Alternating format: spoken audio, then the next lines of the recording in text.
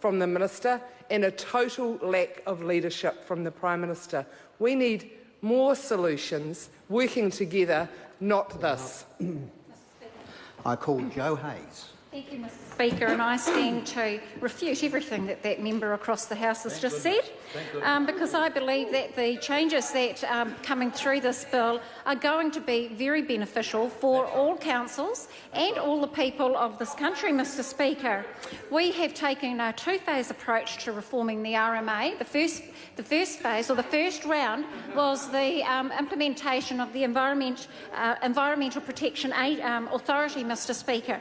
And through that authority, Mr Speaker, they were able to deal with nationally significant infrastructure consents. They were able to speed up that process, Mr Speaker, and they have been able to tighten up around, through this first round, there has also been the opportunity for them to tighten up around enforcement, to look at fines for non-compliance, Mr Speaker. There are so many great things that the Environmental Protection Authority has done in the first round of the RMA process, Mr Speaker. Our second round included some interesting points, Mr Speaker, because they have actually, contrary to what the Greens said about better planning, this particular bill has given an opportunity for excellent planning, not just better planning, Mr Speaker, but some excellent planning within the councils and both regional and local, Mr Speaker. We've also looked at the consenting process, making that process much more simpler for organisations and for individuals to actually get their consents through the council, Mr Speaker.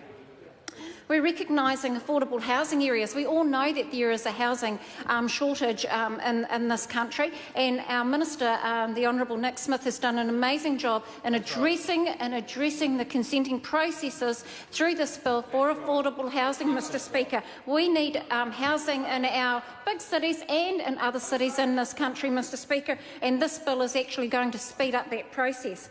There have been other areas within this bill that my colleagues have covered, especially the member Andrew Bailey around te mana whakahono rohe, Mr Speaker. And I just want to remind the House that it is in law as an LAW, and it is, but not an LORE, Mr Speaker. So when I start to look at this bill, we see that it's alignment to the other acts.